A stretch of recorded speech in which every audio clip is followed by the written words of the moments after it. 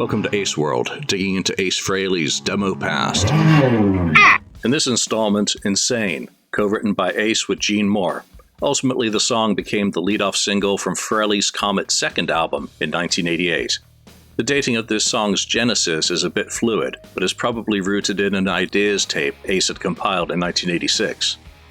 On that tape were other riffs and ideas, including Foxy Lady Revisited and Funk Rock. The former of these later provided the musical foundation for Sister.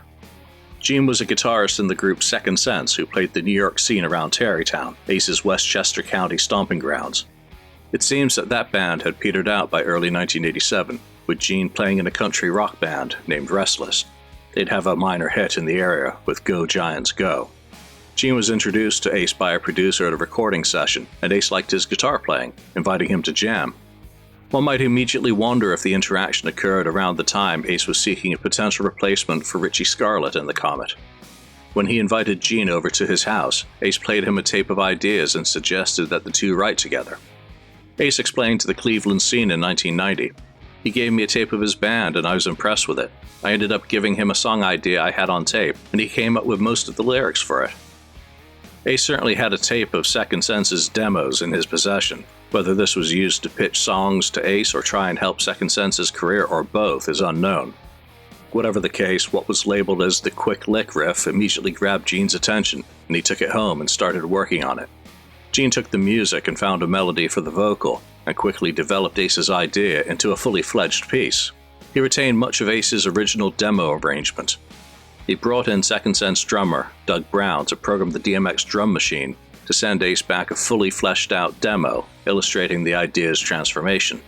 Clearly Ace liked what he heard, but Gene suggests that there was quite a gap between the song's writing and it being recorded for the Second Sighting album in early 1988.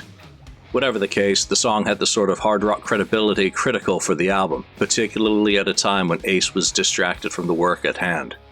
There also wasn't exactly an overabundance of other material of his to choose from.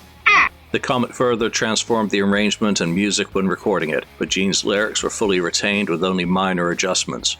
Ace even retained Gene's original solo, though expanding it by several measures, adding the requisite spacey style elements to legitimize his performance on the track. Certainly Ace's vocal gave the song a different character than that of Gene's original demo. Gene had tried to write a song around Ace's perspective, and that clearly worked.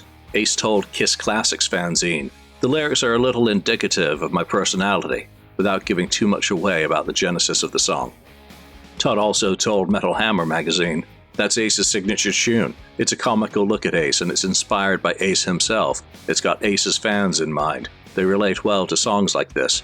It's a fun kind of song everybody in the band enjoys doing.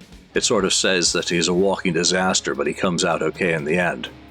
It was also clearly the best option for the lead-off single from the album, particularly as a setup for Todd's ballad, which was always going to be released. Megaforce publicist Philip Hardy went hard and heavy with his PR push for the song. With so many wannabe rockers out there now dogfighting for a slot on the Album Rockers of America, where is one to turn for the guaranteed correct maneuver? You turn to the proven, the chosen, the elite. I'm not talking the US Marines here, baby. We're talking about Ace Frehley. The impact this individual has made on the rock world in the past 15 years has been tremendous. His future legacy will span decades, case and proof in point. Behold the tremendous style similarities in the new Poison and Old Kiss. The artificial reproductions abound, but there is only one original, and you can't fool the kids. The new Frehley's Comet is an automatic in this world of retreats. If doubt remains, give it a test. Let your audience voice an opinion. The single, Insane. The album's Second Sighting. The band, Ace Frehley's Comet. Cashbox also seemed to like the song, noting, "Overdriven guitars pound this pop metal tune into your gut. Should perform well on AOR." While the single didn't trouble the charts, it was supported with a humorous music video directed by Mick Rock that debuted on MTV on June the 11th, 1988. It also became a core catalog song for the remainder of the Comet's flight, and for much of Ace's pre-Kiss tour sets, even when later relegated as a medley component. At the end of the day, it was very much a legitimate co-write. This one's for all the fans out there.